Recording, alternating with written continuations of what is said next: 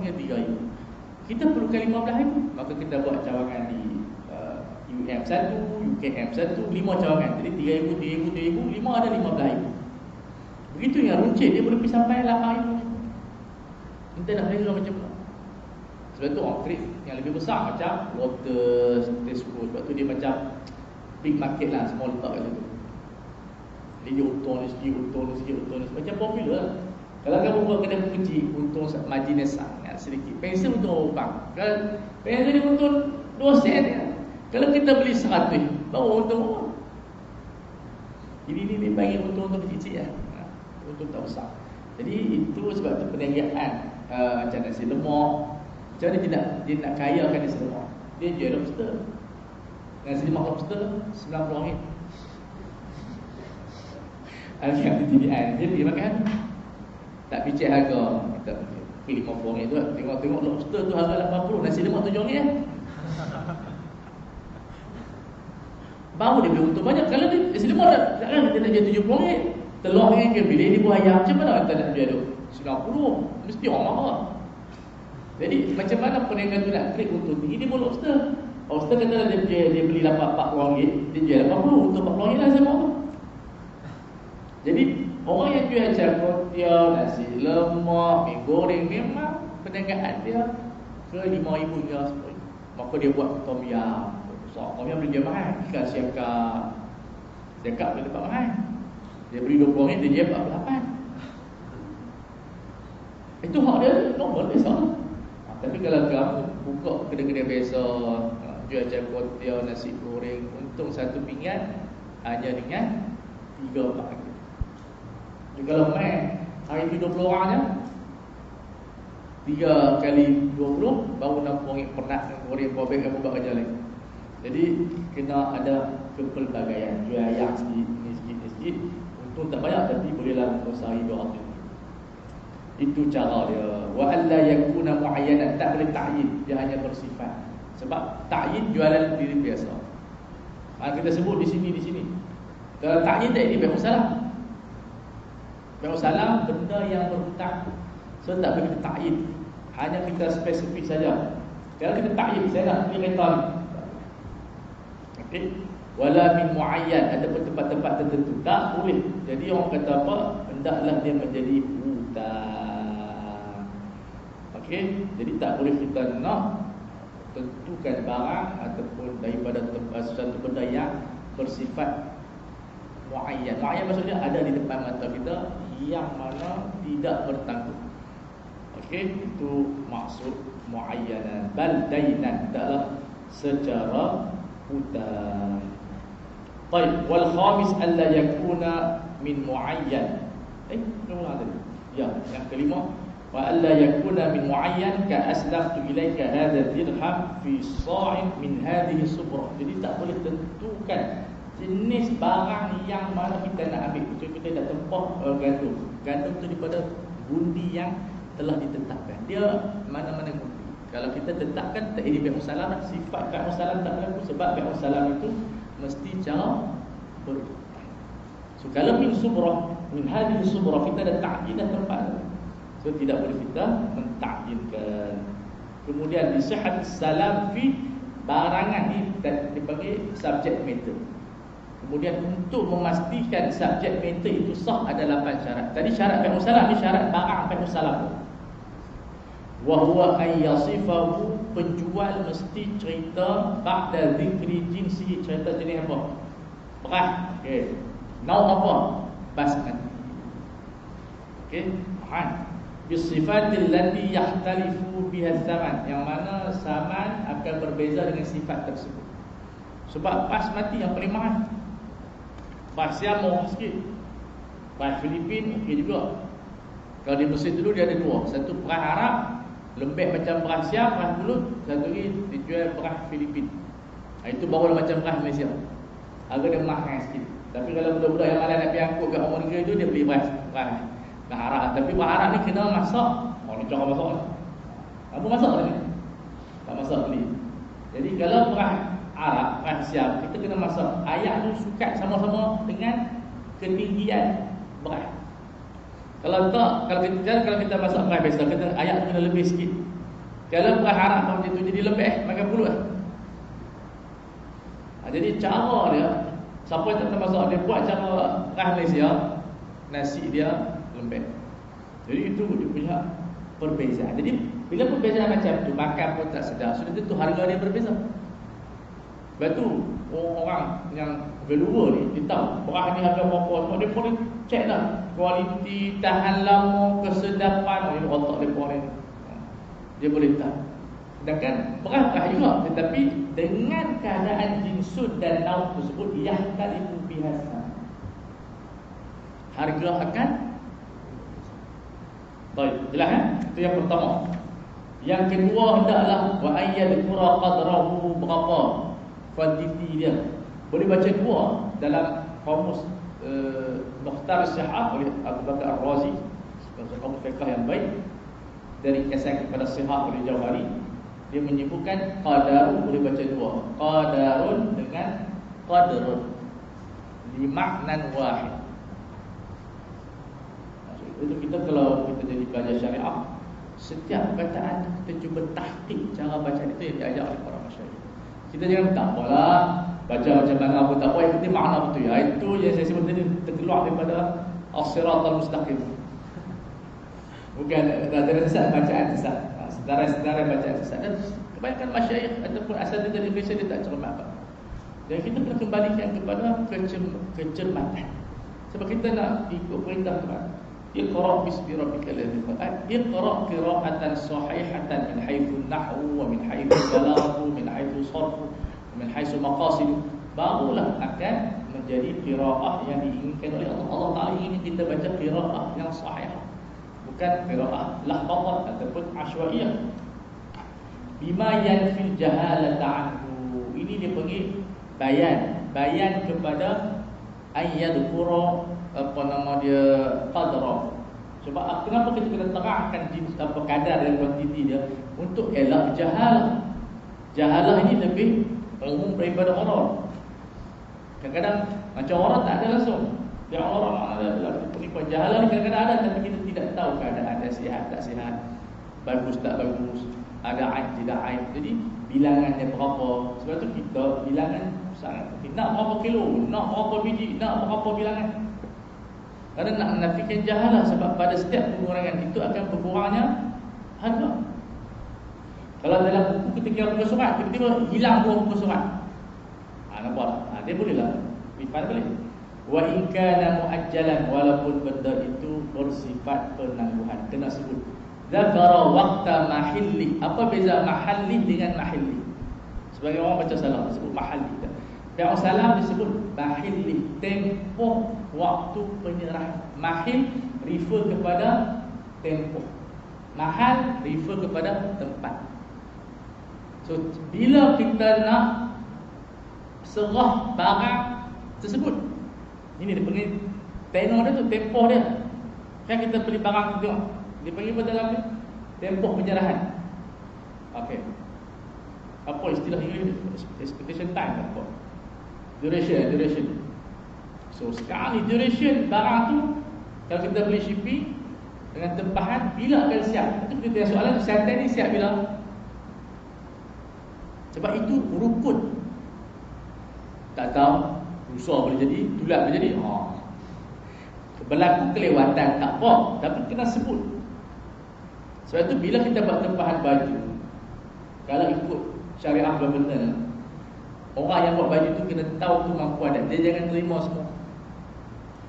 Bila orang tanya, insyaAllah sebelum raya tu boleh jadi 1 hari sebelum raya, boleh jadi sejam sebelum raya, boleh jadi seminit sebelum raya.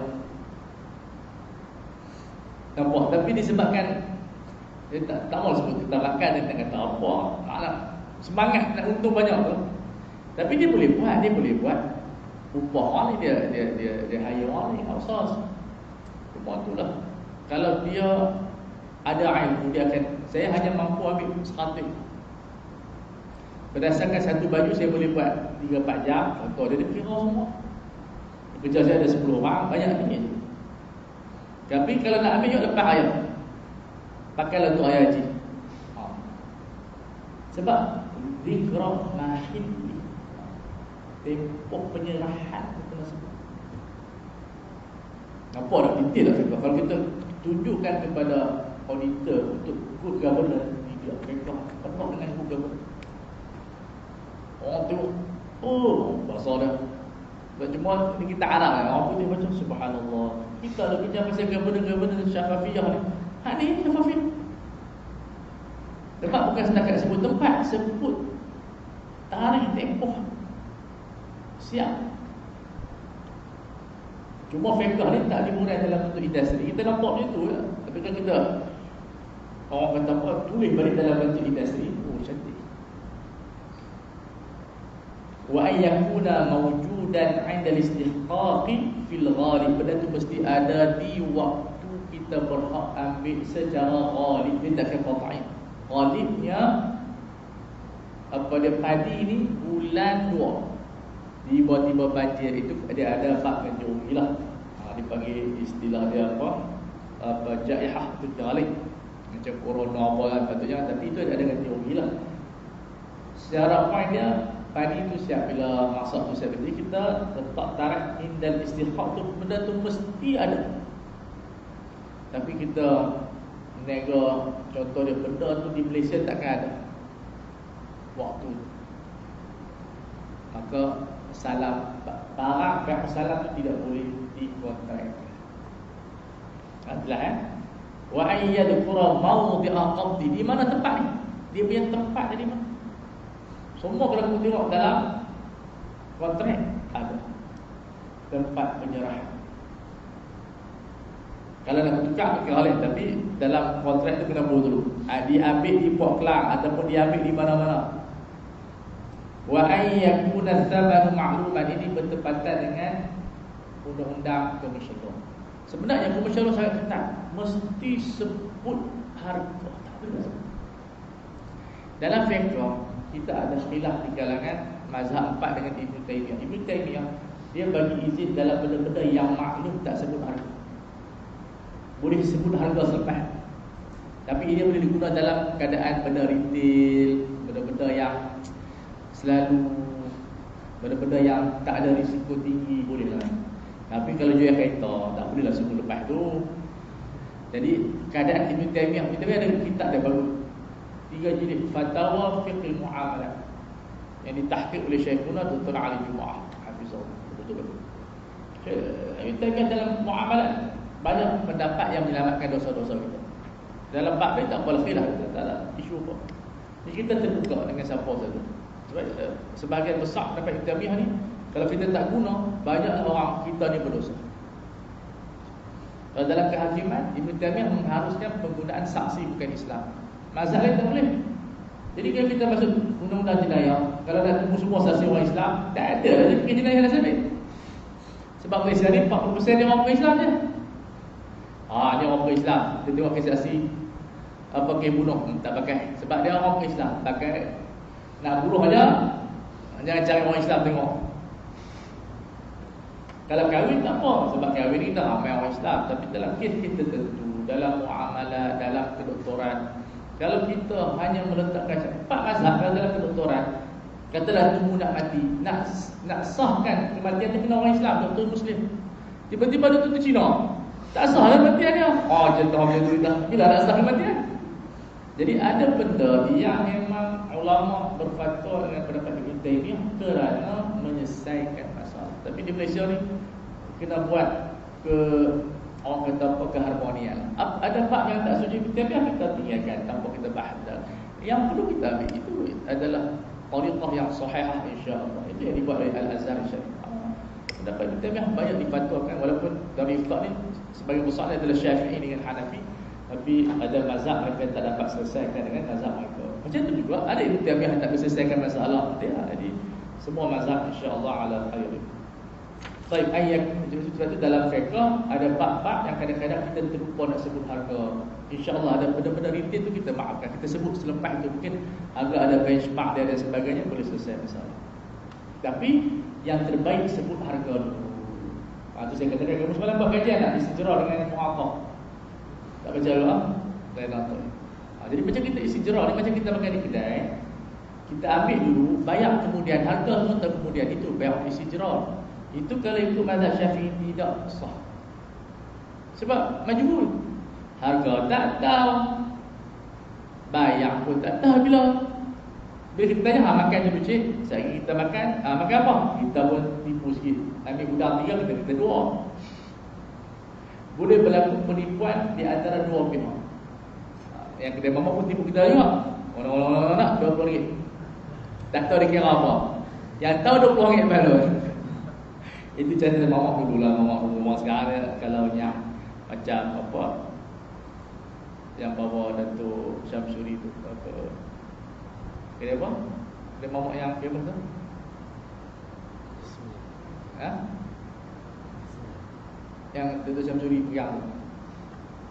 Kalau Kuala Lumpur tu kami dah lepas itu, habis tengah hari. Bukan bistro apa? Yang warna biru, kuning. Ada banyak yang KL. Dia ada logo halal. Itu di antara satu-satunya kedai mamak yang ada logo halal. Betul kita pergi kedai tu, dia punya penjualnya mamak pakai topi. Yang bawa jangan pakai topi. Nak tengok logo halal di antaranya, dia tu pakai topi. Tak pakai topi, mana dia memang tak ada logo halal. Sebab syarat dia tu. Okey. Baik. Wa ayyataqabada qabla tafarruqi. Duit tu mesti setengah. La tu sama ada. Kalau Syafi'i ni tak ada hukmi banyak. Hukmi ni semua mazhab. Syafi'i dia nak fizikal. Kalau kita ikut penjualan emas tu, dia bagi sertifikat. Mazhab Syafi'i tak sah sebab dia nak fizikal. Dia tu adalah fizikal. Tapi macam tu susah ni. Benda tu dia bukanlah susah tu makna mustahil. Susah sebab benda besar macam. Dan kita ni terikat dengan undang-undang. Sistem dia bukan macam dulu ni. Perniagaan kawalan bukan kerajaan. Sebab itu dulu tas'ir kerajaan tak kuat. Sekarang ni kalau kerajaan tak kuat, rakyat marah. Jadi rakyat minta kerajaan campur tangan dalam penetapan harga ayam. Kalau ikut tu ikut pergi ayam RM20 pun. Salah kerja ayam RM20. Sah tak fiqah? Sah.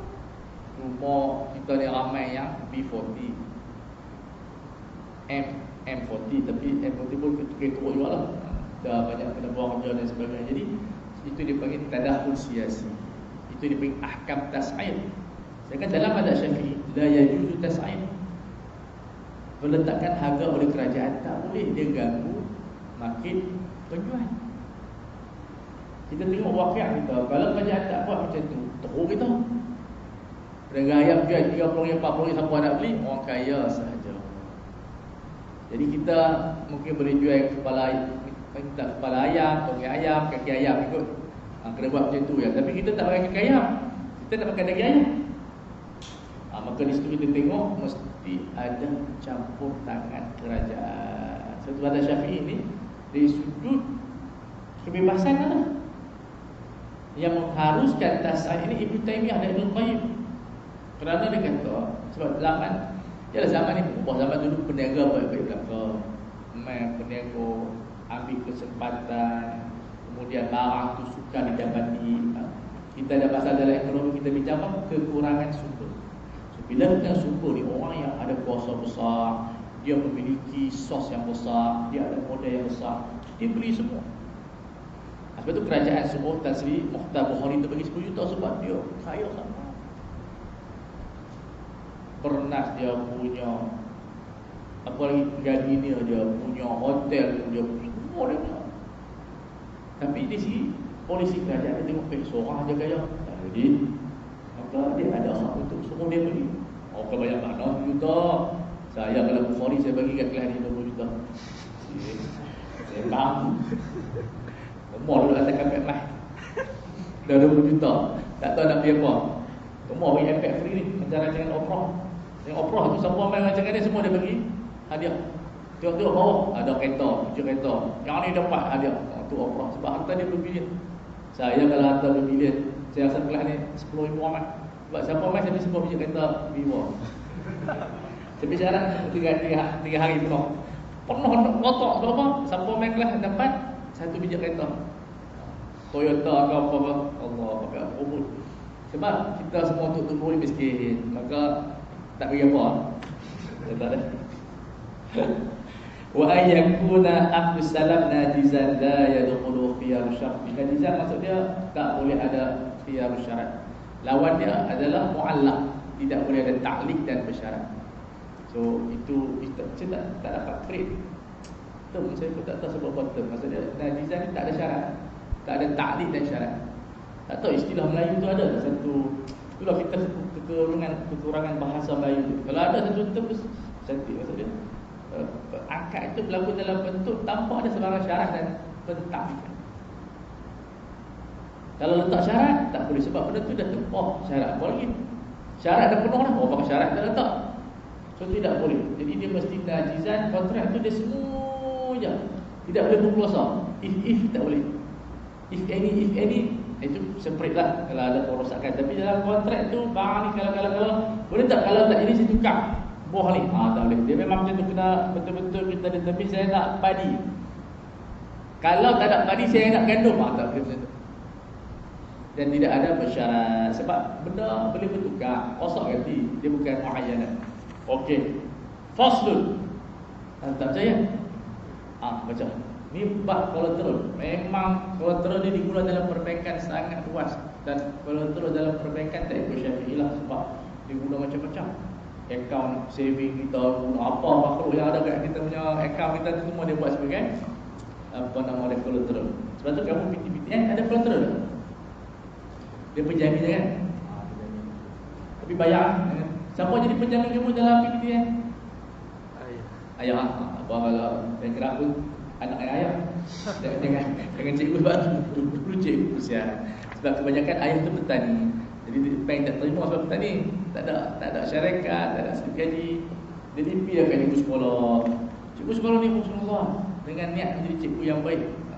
Maka sign lah anak ni jahat. Jadi cikgu duduk dah liar dengan bank.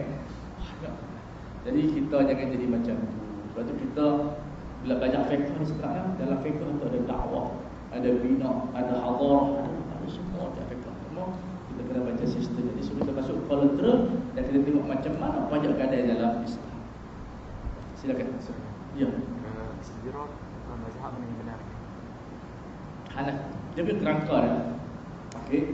Al-buyu' mesti ada ijab qabul. Sirah. Kemudian daripada sirah tu ulama bahas boleh tak mu'athah, maksud jual beli tanpa ijab dan qabul, menggantikan tempat ijab qabul tu sebagai satu taisir. Maka Syafi'iyah tak bagi, mutaakhir baru bagi. Sebab tapi dia bagi pun barang-barang yang harga berai, mesti buat kereta tak bagi lah, kena sebut dah. Daripada mu'athah tu melahirkan istijrar. Sebab istijrar barang dapat, duit dapat. Mu'athah barang dapat, duit dapat. Istijrar barang dapat, duit tak dapat. So ulama yang mengharamkan ataupun tidak mengharuskan baik mu'athah, automatically dia tidak mengharuskan istijrar. Ulama yang mengharuskan mu'athah berlaku khilaf lah. Jadi dalam Hanafi pun ada dua kaum. Satu membolehkan, satu tidak membolehkan. Tetapi praktis dalam masyarakat, mereka ambil kaul yang mengharuskan istijrar. Sebab tak semua pun dia ambil. Buat jalan agak, balik rumah, 6 bulan baru bayar. Atau sebaliknya, bayar dulu, barang dapat 6 bulan tanpa ada ijab dan qabul. Hanya give and take. Okay? Bagi macam tu. Tetapi secara apa dia, fiqh taisirnya untuk barang-barang murah macam makan dan sebagainya. So itu dia panggil istijrar. Apa dari khilaf Hanafi? Apa khilaf? Khilaf orang Hanafi. Hanafi ya? Hanafi juga semua. Tapi yang asalnya dia bagilah Hanafi, Maliki. Sebab kaedah Maliki dia ada satu kaedah, kullu bai'in addahu nasu bai'an fa huwa bai'un. Itu kaedah dalam mazhab Maliki. Semua muamalat yang dianggap jual beli oleh orang ramai dalam custom mereka, budaya mereka, al-adatul muhakkamah, dianggap bai'. So yang kita guna misi apa semua tu kan, itu mazhab Maliki lah, berdasarkan kaedah Maliki lah. Tu dalam bab-bab tertentu Malikiyah telah menyelesaikan banyak operasi kita. Kalau tak, yalah takkan kita nak jual Coca-Cola dekat sini, mudah-mudahan ada perbu kan. Sistem tu dah berkerik elok dah. Tetapi Alhamdulillah, Allah Ta'ala buat ilmu dunia ni tidak terikat macam agama. Agama ni mesti ada hukum dia, ketat, kena ada wudu, kena ada niat. Jadi perniagaan tak perlu niat saja, ada niat menjual tak ada. Dia hanya melihat kepada operation, tengok kepada apa dia tertib dia. Jadi ada duit masuk, barang tu ada, dan mesin tu lebih jujur lagi. Wang sekupang pun tak pergi. Kalau orang dia minta wang, mesin hutang tak boleh. Di sini kita melihat dengan menggunakan istihsan bil hajah wal masalih, kita haruskan segi tahrif usuli kita, maksud kita haruskan kalau segi tahrif fiqhi kita qiyas pada mu'atab, tapi kalau tahrif usuli kita haruskan buyuk elektronika ni dengan menggunakan kaedah al-istihsan bil masalih dengan istihsan bil hajah. So ataupun urf. So dua pendekatan menjadikan perniagaan elektronik itu sah dan valid, makna dia pendapatan itu adalah halal. Begitu dengan istijrah. Alhamdulillah kita orang kata apa, fiqh kita ni kaya dengan solusi. Sebab tu saya suka menggunakan kalimah fiqh solusi, bukan fiqh nazari semata-mata. Fiqh nazari itu faham, takkan habis macam cerita telur. Saya ingat telur ni cerita zaman Byzantium ya. Zaman Byzantium ni di Rom. Cerita dia siapa ada dulu, telur tu bukan ayam. Jadi satu mazhab kata telur dulu, sebab kalau tidak ada telur, tidak ada ayam. Satu mazhab kata telur ayam dulu, kalau tidak ada ayam, tidak ada telur. Rupanya sampai ke sekarang masih dibahaskan telur dengan ayam. Tapi passionate harga lah. Jadi rupanya saya berfikir, cerita sejarah saja rupanya. Sampai sekarang ni isu hangat dalam negara telur dengan ayam. Dia tak cerita ikan kan? Telur dengan ayam tu yang menjadi apa nama isu. Baik. Jadi ini di antara istijrah digunakan pakai dalam trading, digunakan pakai dalam trade finance. Cuma kita tak perasan. Kita tak perasan sebab apa? Kita nampak semua manusia guna kaedah tu. Kullu bay'in 'adda nasa bay', fahuwa bay'. Jadi semua benda yang manusia anggap dia adalah bay', sisi hukum dia, perniagaan dia, cara bayar dia, maka dia dianggap sebagai bay'. Syafi'i tak guna kaedah tu. Itu dalam Maliki. Dan dalam muamalah takaful pun kita guna Maliki. Itu gharar dimaafkan di dalam tabarru'at. Syafi'i kaedah tabarru'at pun tidak boleh ada gharar. Muawadah pun tak boleh ada gharar. Jual beli tidak boleh ada penipuan. Tabarru'at pun tidak boleh ada penipuan. Dari segi sudut governance Syafi'i dah bagus, tapi segi pelaksanaan agak sukar kalau kita letakkan kaedah Syafi'iyah dalam takaful. Banyak kontrak tidak sah. Hanafi jadi yang tabarru'at boleh ada orang Maliki. Ini dibahaskan oleh Imam Qarafi dalam Qur'an. Kalau kita bahaskan mazhab-mazhab lain, itu dimensi yang sangat luas, cuma tak sesuai kita di sini. Okay, silakan kita baca Quran. Akhwat nak baca? Tak protes, Pak Allah. Tak bagi syahadat dulu. فصل في الرحل وكل ما جاز بيعه جاز رهنه في الديون إذا استقر ثبوتها في الذمة وللراهن الرجوع فيه ما لم يقدره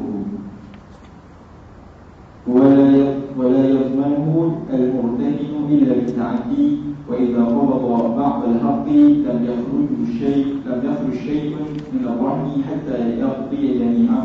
Ya, selesai bab rohan. Kalau kita hafal ni senang, semua benda boleh dijual, boleh dirohan. Apa yang boleh jadikan saham, kita boleh jadi cagaran. Rumah kita boleh jadi cagaran, kita beli mortgage.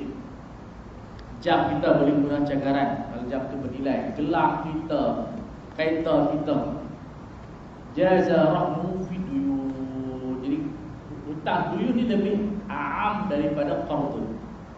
Qardun ni kontrak hutang, mana loan. Kita memang buat kontrak tu atas nama hutang. Sebab tu tak boleh riba. Kalau duyun, ganti ori pun tak juga. Kita bagi rosak barang-barang, kita kena bayar kat dia, itu nama dain, tak nama qardun. Jadi semua kullu ma thabata fi dhimmah adalah dain. Tapi kontrak hutang loan dia adalah dipanggil apa? Apa kontrak dia? Kita bagi kepada peminjam li yurda mithlu, untuk kita bagi sama pembayaran, equivalent pembayaran. So semua qardun adalah dain, tetapi bukan semua dain adalah qardun. Sebab tu dia beri fikul duyun. Sebab mungkin kita beli barang, cara berhutang, bukan kita hutang duit. Jadi sebab tu ditakbir dengan bukan fi qurud. Apa ada takbir? Jadi kolateral boleh berlaku pada pembelian barang, cara berhutang, dan boleh berlaku pada loan yang kita buat. Dapat? Ini apa sekarang ni? Kullu majaza bai'un jaza rahmu fi duyun. Syarat dia apa? Idza istaqarra thubutuha fi dhimmah. Bila hutang wujud istaqarra, mana benda tu wujud, benda tu mawjud, hasil, tak boleh benda yang akan berhutang. Saya kalau terus 2 minggu ni baru kita berhutang, tak boleh. Dia mesti benda tu dah ada rekod dalam debit seseorang kita hutang ni. Jadi kita debtor, dia creditor. Telah keluar surat hutang. Jadi masa kita berhutang tu kita minta cagaran selalunya. Kalau kita buat sama-sama kita macam tu, dia nak hutang RM100,000 ke kawan, kita cakap dari punya jam ke, jangan bagi macam tu. Sebab apa? Takut dia tak bayar langsung. Walaupun kita dalam muamalah kena kesian juga, muamalah kesempatan tentu kena letak juga sebagian collateral yang mana kita rasa kalau dia tak bayar kita boleh jual barang dia dengan izin. Mazhab Ibn Taimiyah tu, kalau mazhab Syafi'i kena dia sendiri jual. Lambat pula proses.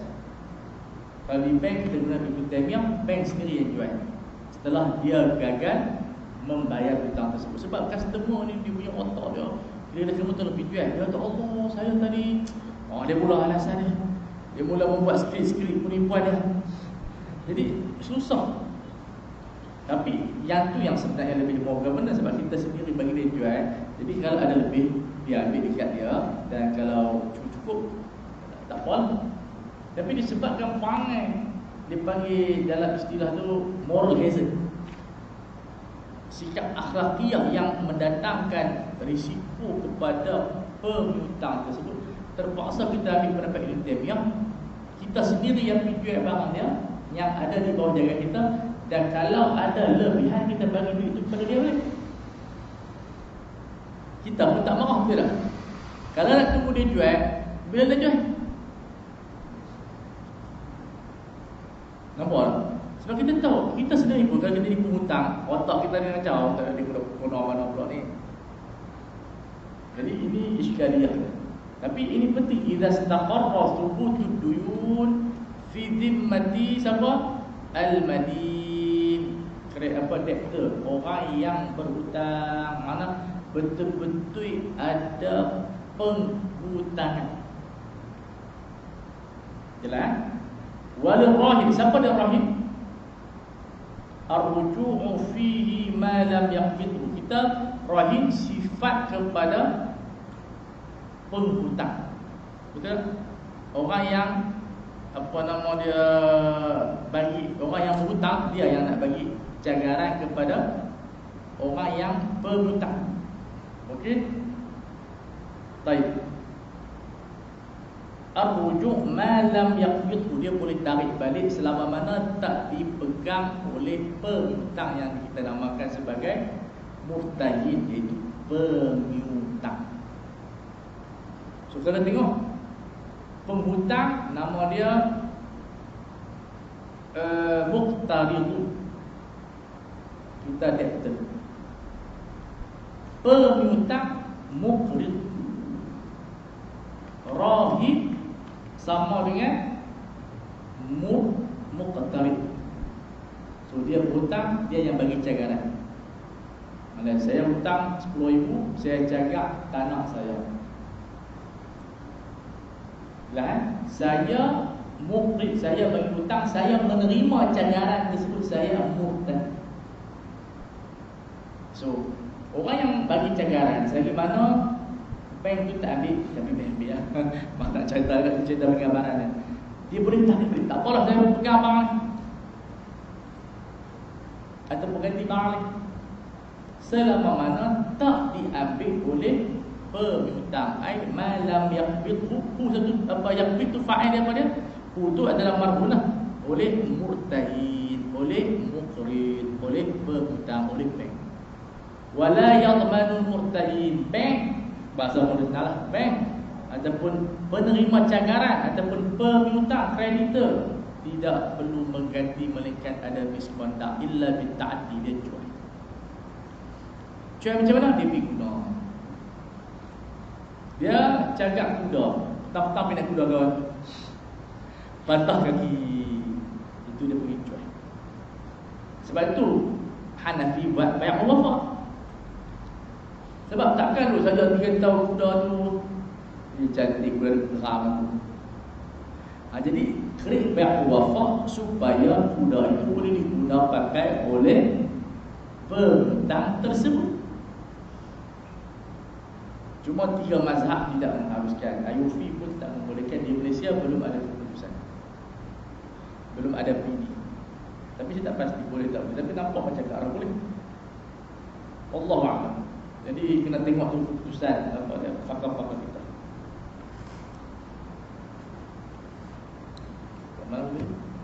Illa bitta. Wa idza qabada ba'd al-haqqi, siapa yang ambil murtahin, dia ambil sebahagian tanah tu, katalah seekar, dia ambil sebahagian, setengah ekar. Lam yahrush syai'un min ar-rahmi hatta yaqdiya jami'ahu. Dia ambil sebahagian saja, yang sebahagian yang lain tetap cagaran tersebut tidak terubah. Sehingga apa? Sehingga yaqdi, dia bayar keseluruhan hutang. Makna dia walaupun dia ambil sebahagian dia bagi balik, cagaran itu tetap kekal di bawahnya. Bila boleh dissolution? Bila boleh tamat? Penghutang tu kena selesai dulu bayar kat bank, barulah kolateral tersebut menjadi hak, bukan hak pemilikan, hak pengurusan, hak dikawal semula oleh penghutang. Jadi syarat dia mesti hatta sebagai satu isytirak, satu qaidun yang penting. Bilakah kita boleh pakai semula barang cagaran kita, walaupun setengah tu dah kita dah, bila kita selesaikan semua. Okey, kalau kita tengok, saya katakan tadi, pergi pusat kayaan, kamu tengok macam mana operasi. Dia simpan mah, dan mah kita tak boleh ambil sampai kita bayar keseluruhan hutang kita. Jadi kita bayar daripada tempoh selalunya setahun. Kita bayar semula RM200 sekali fee, bayar itu sampai selesai RM1,000, baru dia kembalikan emas tersebut. Jadi operasi dia macam mana? Kalau dia bagi kita gelang tu, dia bagi kita sekat balik, pun tak selesai lagi kolateral, kena bayar semua tu hutang barulah. Itu disebut la yanfaq. Kolateral tidak akan terputus walaupun dia ambil sebahagian, tetap kita tak boleh nak jual ke orang lain, masih di bawah keterikatan kontrak kolateral. So dalam tempoh kolateral tu boleh tak kita nak jual? Tak boleh, sebab benda tu masih di bawah angkat rahan. Al-mash'ul kaedah. Sedangkan barang ni walaupun bukan milik pengutang, tetapi dia telah disebutkan dengan angkat rahan. Nampak tak? Nampak tak macam mana cara ulama handle kes ni? Jelas tak? Awak nampak tak? Kalau tak nampak, aku tanya, tak ada masalah apa?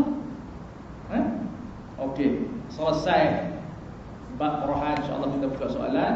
Kita akan bincang bab yang penting, Al-Hajar petang ni. Hajar ni bukan Siti Hajar. Ini dia panggil sita harta seseorang. Macam kamu tak payah pergi PTN, kamu dihajar untuk pergi buat semua pelancongan termasuk umrah. Itu dipanggil hajar. Siti Hajar ni, ejaan dia ni. Jangan, ustaz ni nama Siti Hajar. Tak, Siti Sita. Tak. Hajar tu dia hijrah. Baik, Allah Ta'ala a'la wa'ala. Kita buka discussion. Silakan.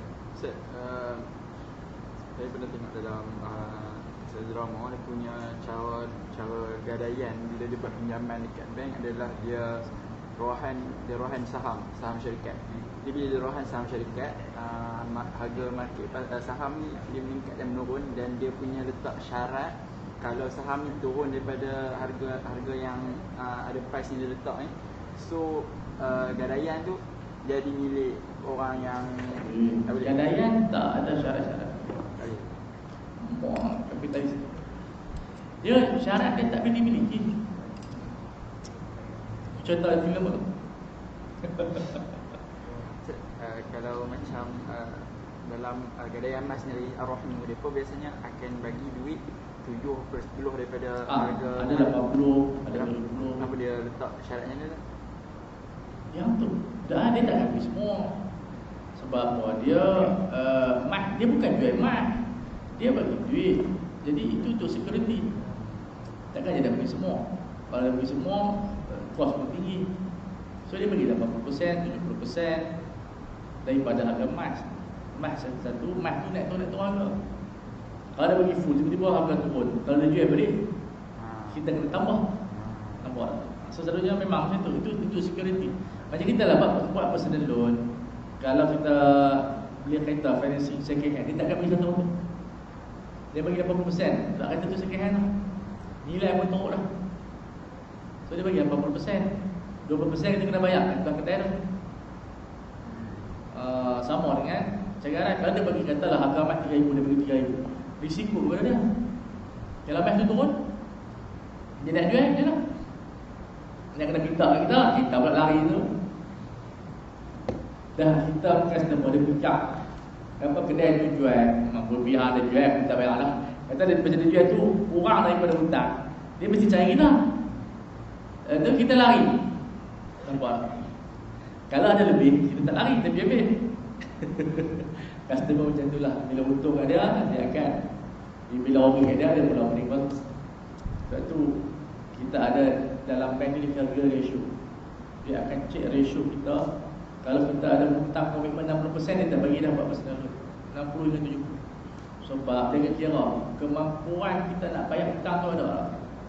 Bukan bank kena ikut. Sebab bank ni dia jaga dia orang. Yang dia bagi hutang semua dia orang. Jadi kalau kita komitmen 80% hutang, kita rumah order, dia tak bagi hutang dah. Sebab dia tahu kita bankrupt. Sebab tu bank selektif. Dia hanya pilih orang yang mampu bayar. Tak ada istilah kata bank ni kena kita ada. Dia tahu dah kat siapa-siapa yang dia beri tawaran tu, dia kaji dah orang ni dia mampu sebab dia ada dalam akaun dia macam ni, dia dah buat apa dia beri hutang orang tu bankrupt. Sebab tu bukan dia. Jadi dia kaji orang tu, dia telefon tu, bukan semua orang kan. Seorang kata bank ni memang cari. Bank pun dia pikat gua nak bagi loan tu bukan senang. Jadi dia buat tawaran dengan harapan kalau dulu dia bagi pasal loan dekat student-student nak habis lah. Sebab dia tahu dulu peluang pekerjaan mereka ni insya-Allah akan ada. Khususnya pelajar-pelajar perubatan. Tak sebab kerja perubatan dah boleh buat loan. Dululah. Sebab dulu pelajar perubatan memang akan ada kerja lah, tak bagi kot. Sebab kadang-kadang buat grab kan. Dia doktor-doktor ni sebab lambat kan. So kita tengok, bank ni sebenarnya dia jaga kita. Sebab tu credit card dia buat limited. Dulu credit card tidak ada connection dengan bank negara. Orang tu ada 5 credit card. Sebab yang buat keputusan tu bank tu je. Bila kes orang bankrupt amat credit card sampai 30,000. Yang nak luluskan limit bank dia credit card tu bank negara. Maksud dia orang yang mohon tu bank tu akan hantar nama kita kat bank negara, dia check dekat dia sistem dia ni berapa hutang. Baru dia luluskan credit card. Dulu zaman dulu senang. Minta pergi ambil bank ni, dia bagi credit card. Jadi ada 5 credit card. Jadi 5 kali 5 25,000. Kita guna fasiliti tu tak bayar hutang 25,000. Jadi bankrupt sebabkan credit card lebih kurang 30,000 orang yang berumur 30. Nampak? Itu sejarahnya. Banyak sejarah-sejarah yang bank buat ni disebabkan kita lah. Dulu senang nak buat minta hutang. Bila orang mula gagal bayar, dia ketatkan macam-macam. Ada setengah bank kita pergi buat loan, kata kita lepas 1,000, dia ambil 20,000 tu selama 2 tahun untuk secure. 2 tahun tu dia mampu bayar. Oh, dia pergi ambil pula duit. Lepas kalau kita 2 tahun tu mampu bayar, dia bagi. Dia disburse. Macam mana? Itu bukanlah salah semua bank. Kita bukan bela bank, adalah bank. Ya, tapi kita ni selalu blame siapa? Bank. Kita blame pusat zakat. Siapa yang blank? Semua yang peminta. Dia lebih kurang anak kepada ayah. Ayah ni salah semua. Yang betul adalah itu penyakit orang bawahan. Orang bawahan dia ada satu penyakit, semua majikan salah, dia betul. Student dia ada penyakit, semua student betul, guru yang salah. Dia panggil penyakit orang bawahan. Kita jadi anak tu, semua ayah kita suruh mengaji, ayah kita salah, tak bagi kebebasan langsung. Oh, semua ayah kita salah. Tak ada satu yang betul. Bila kita jadi ayah, baru kita kita tahu maknanya jiwa orang bawah ni bermasalah. Jadi sebab tu aliyahul aliyah kharumiyah ni sufla, sebab dia ada satu kebebasan. Orang bawah ni tu sempit. Jadi dia akan salah main dia fail, dia kata soalan payah. Dia tak baca. Fail juga, soalan senang sangat. Ada juga sebab dia baca yang payah-payah. Yang senang dia tak baca. Jadi pensyarah pun kena buat soalan yang susah, yang sederhana, yang senang. Tiga-tiga tak baca, fail. Cikgu salah juga. Apa? Cikgu ajak tak menarik, cikgu ajak tak menarik. Lah sistem siang jadi pensyarah. Saya walaupun bapak tanya, saya rasa sebabkan semua kan sistem berekod. Pensyarah kena sediakan PowerPoint untuk student. Kenapa student tak baca? Jadi student mesti tak, ustaz, bila PowerPoint dah siap, aku dah kena PowerPoint kena pula. Tak mengajar. PowerPoint dah tapi tak. Dah lama tak mengajar. Dulu zaman saya 2010, masa tu di Queen. Lepas tu baru wajib buat PowerPoint. Zaman saya tak wajib lagi buat PowerPoint, cuma dia galakkan. Jadi bila tak dia galakkan, saya tak buat pun. Saya baca kita PowerPoint yang real tak apa tu kena. Zaman sekarang student request pensyarah buat PowerPoint. Jadi dia boleh mengadu ke HR. Pensyarah tak sediakan PowerPoint. Apa sistem ni gila. Jadi sebab tu pensyarah dengan cikgu tertekan. Sebab yang buat laporan cikgu, patutnya PowerPoint tu student lepas. Zaman kita dulu mengaji, student yang ringkaskan sendiri. Kita PowerPoint apa buat? Pensyarah. Macam pun tak buat sendiri? Kami buat sendiri ada bentang. Betul. Jadi saya tengok sistem macam tu menyebabkan pensyarah jadi takut. Sebab apa? Bila kita bincang pasal human right ni, student ada kuasa yang besar untuk mengancam pensyarah. Kau pasal apa ni? Jadi saya tengok, alamak, mereka duk minta lah. Dan saya minta pun baca jantak lah, baca lah. Sebab mereka duk minta, ustaz, bila apa nak bagi PowerPoint, kita mengajar lah, swiper bagi dah. PowerPoint pun kita kena sedia. Saya dalam PowerPoint ingat 10 tahun. Alamak, kata lupa sistem sekarang ni, kita kena sedia PowerPoint untuk rekod FQA tu mah. Dia rekod kan. Aduh, penat kita mengajar lagi, kena buat nota lagi. So ini di antara, benda tu bagus sebenarnya, tapi kita tengok menyebabkan student-student yang pintar mengambil kesempatan ini, dia akan membuli pensyarah-pensyarah. Ditambah pula student bayar iuran. Kami bayar iuran. Sistem dulu sederhana lah. Maksudnya pensyarah ada hak, student pun ada hak masing-masing memenuhi hak. Sampai sekarang kita nampak kalau kerja di swasta pun bos-bos takut dengan pekerja. Sebab nak jaga hati pekerja ni buat hal. Kalau anak cuti 3 bulan, tak bagi cuti lama, dia kata, ni hak orang perempuan nak beranak. Mana ramai-ramai. Jadi sebenarnya ini dia panggil psikologi orang bawah. Okay, ada soalan? Jadi kalau bila dia hutang 7/10, jadi bila mana dia tak boleh nak settlekan hutang setelah dah habis tempoh, jadi dia akan jual emas. Dia ikut mazhab Ibn Taimiyah. Dia jual, kalau ada lebihan dia bagi balik. Kalau cukup tak bagi, dia akan call. Dan dia hantar mesej dekat SMS. Semua bersistem. Kalau yang arahan satu aset yang perlu servis kan, macam kuda yang jauh makan kereta kena servis tu, siapa yang tanggung? Yang tu ditanggung oleh kita, oleh pemilik. Kita sendiri ramai servis ataupun kita bagi duit untuk servis? Boleh, boleh. Ya, ada soalan lagi? Soalan tak? Daripada dalam dia buat tak dia? Semua tak suka. Kamu ni ya Allah, semua ni konservatif, bagi konservatif. Dia dua, dalam manajemen kita ada konservatif, ada inovatif. So soalan yang atas ni dalam konservatif. Balapan soalan yang inovatif, tanya terus. Kita masih, kalau kita buat penilaian ini bagi konservatif. Betul-betul dia baik. Tapi yang ni tak baik, tak baik. Okey, silakan. Kita layan. Dan tanya kalau pasal riba tadi kan pada mat'umat. Kalau macam yang saya dengar sekarang ni mat'umat yang makulat yang termasuk dalam item ribawi adalah makanan asasi. Semua jenis makanan termasuk ubat-ubatan dan makanan-makanan dessert. Jika kita makan dessert, itu pun adalah ambar ribawi. Semua jumhur. Itu dia dalam kaedah an-nadir yulhaqu bi jinsi. Dan itu jangan disebut, tapi bila disebut dia masukkan ke dalam jinsul mat'umat. Apa hukum jaminan dengan harta? Jaminan harta. Alah. Tak apa. Maksudnya jaminan dengan aset tu.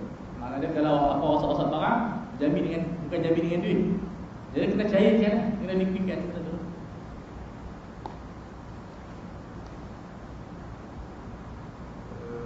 Apa hukum tukar barang yang dah dibeli lebih dari 3 hari dan tak wujud aib pun, nak tukar hanya sebab dia tak berkenan? Lebih 3 hari tak boleh lah, melainkan dengan budi bicara penjual. Tak apa lah, dia bagi iqal lah. Tak apa lah. Kita terminate dulu akad, kemudian buat akad lagi. Tapi dia tak boleh paksa penjual. Tak boleh bicara iqal lah. Boleh bicara. Suluh lah dia bagi suluh. Suluh ni menyelesaikan masalah-masalah orang yang menyesal, frustration, dia menyesal beli barang. Kalau dalam aplikasi Shopee, macam manakah kita nak tentukan tempat berlakunya khiyar majlis, khiyar syarat dan khiyar aib? Saya tak ada, yang ada khiyar aib je. Syarat tak buat ada. Ada pun jarang kena Shopee. Tapi dia memang penjualan macam tu je. Kan tak ada dah khiyar-khiyar.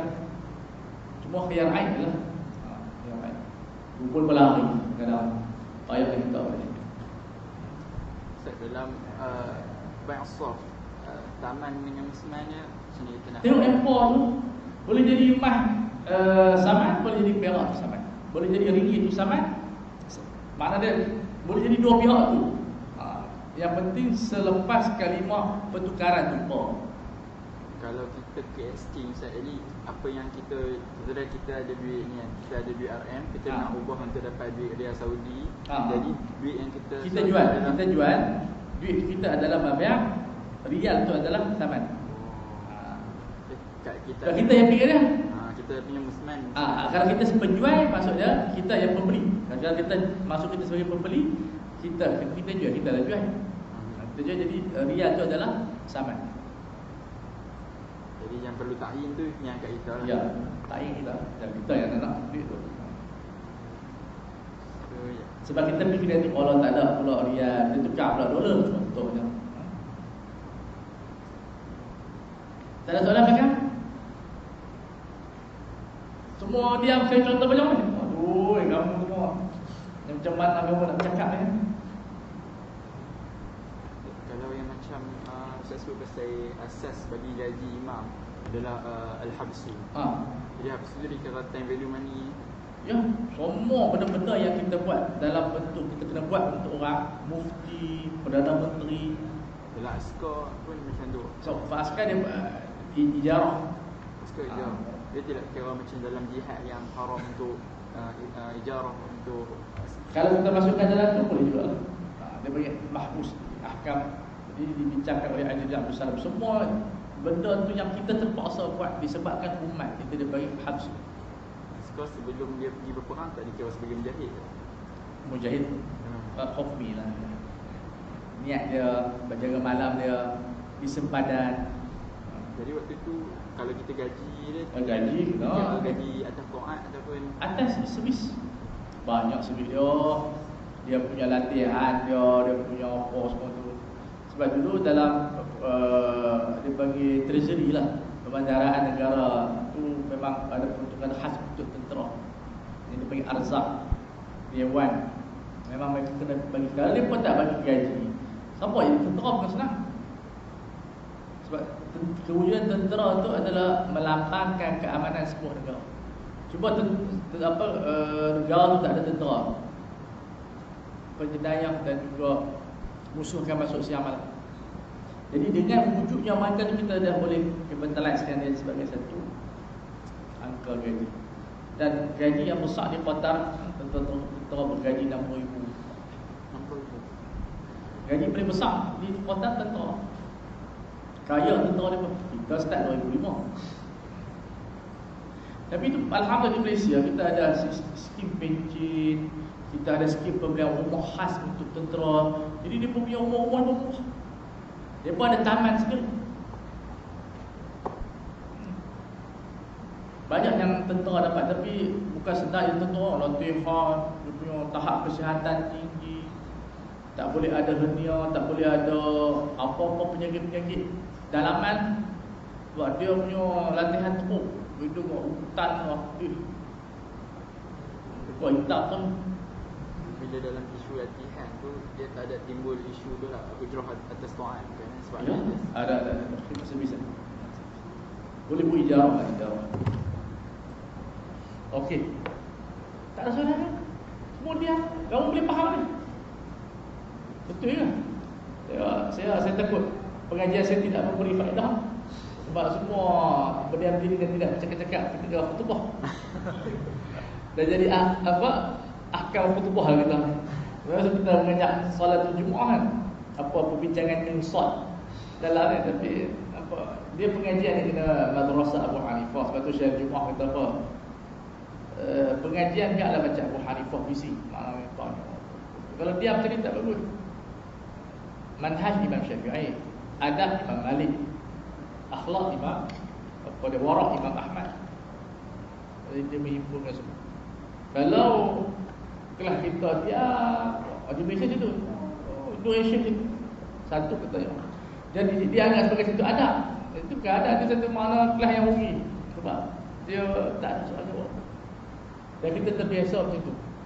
Tapi kalau kita belajar di Mesir, subhanallah, soalan penuh. So, kita mesti wujudkan suasana yang tidak membosankan.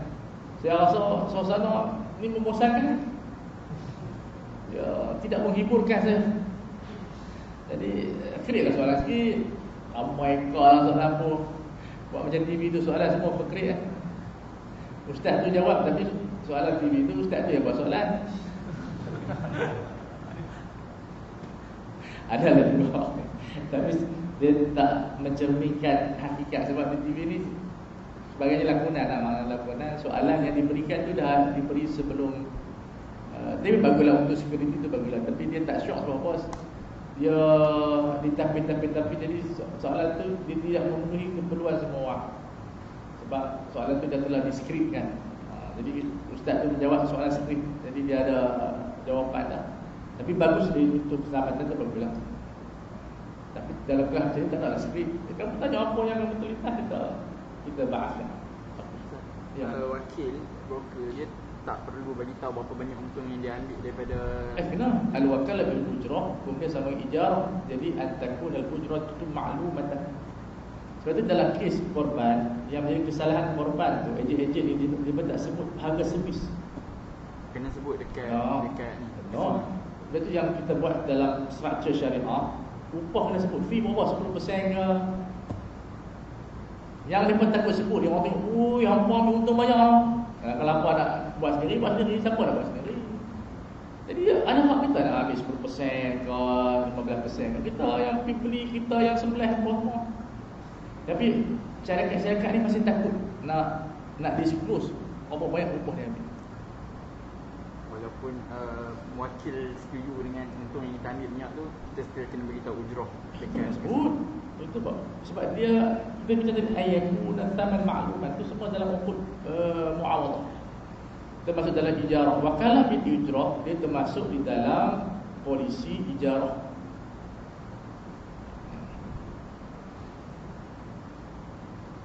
Kalau tidak ada ujrah, dia jadi wakalah biasa.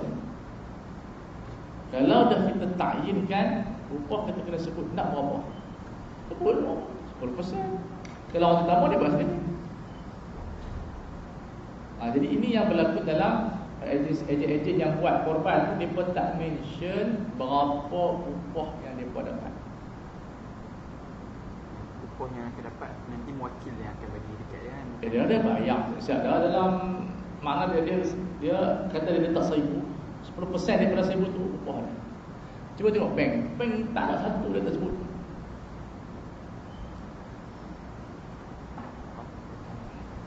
Dia tak ada upah, dia tak ada upah, tak ada sebut dalam ni. Okey, bank ambil berapa persen? 4%. Rate dia itu kalau rumah, kereta berapa?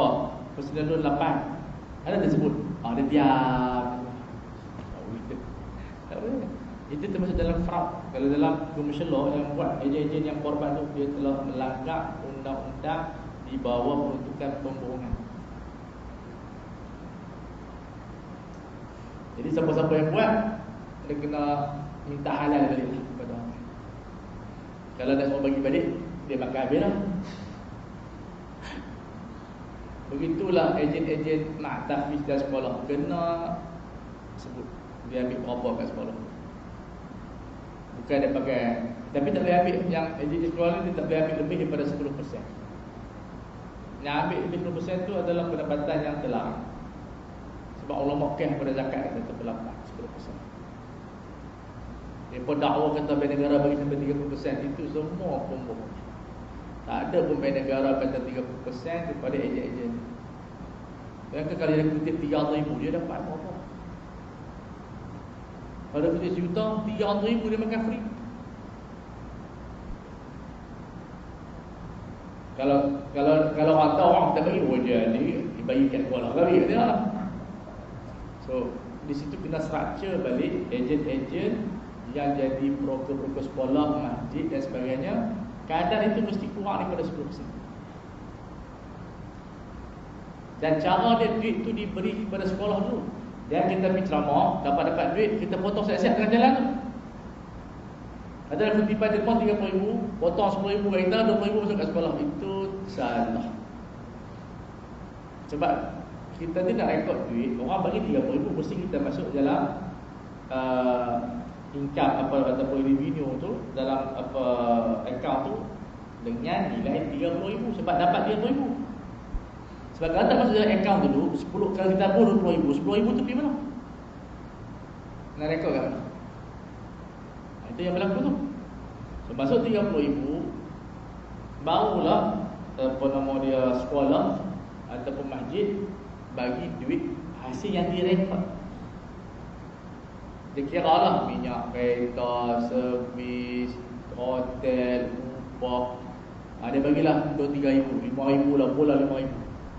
5,000 tu adalah rekod lah, masuk dalam expense sekolah.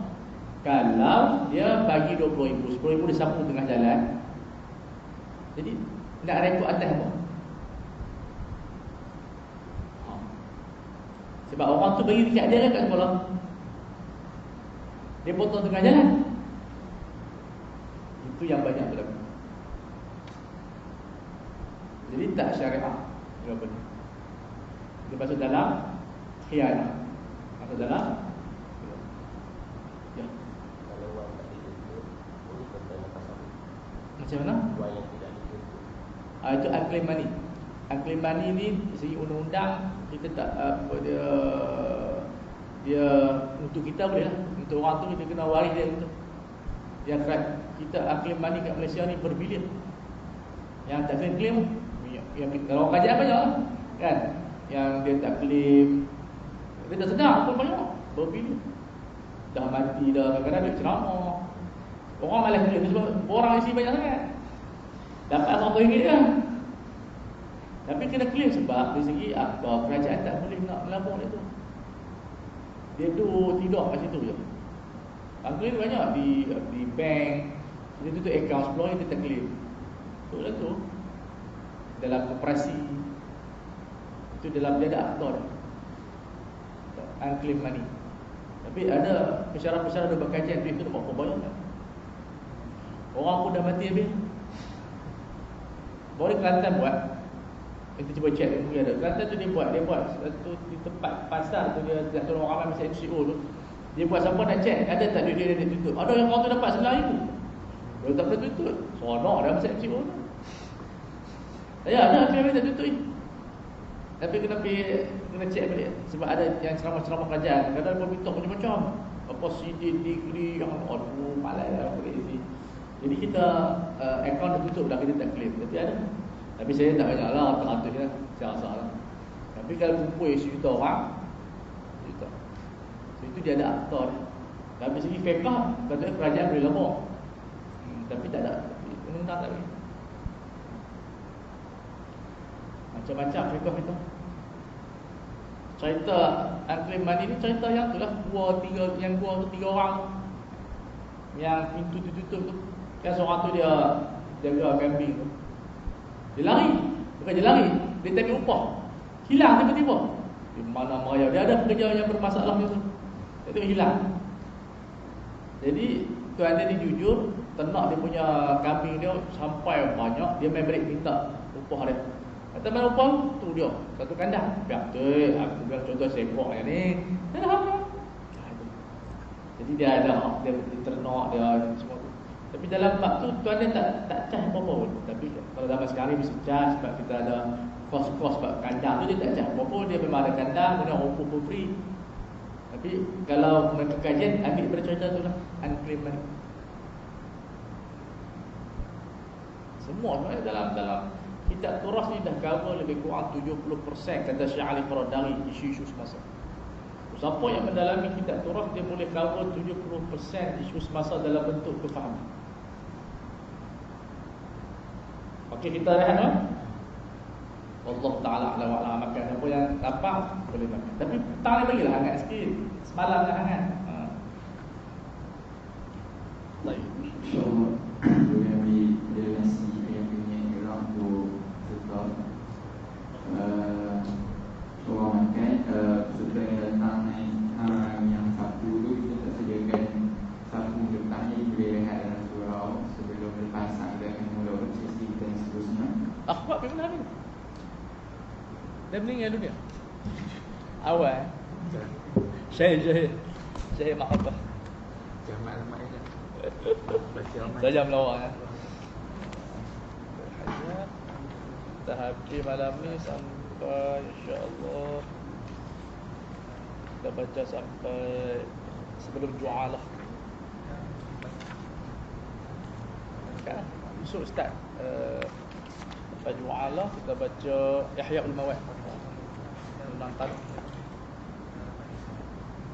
Jadi kita ada apa? Terima kasih. Jadi Balik saya. dia makan Kat bawah. dekat atas. Atas pula. Tukar.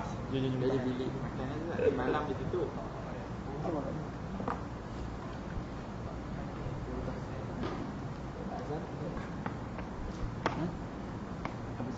Lalu kan pulang. Belah sana Pak. Udah.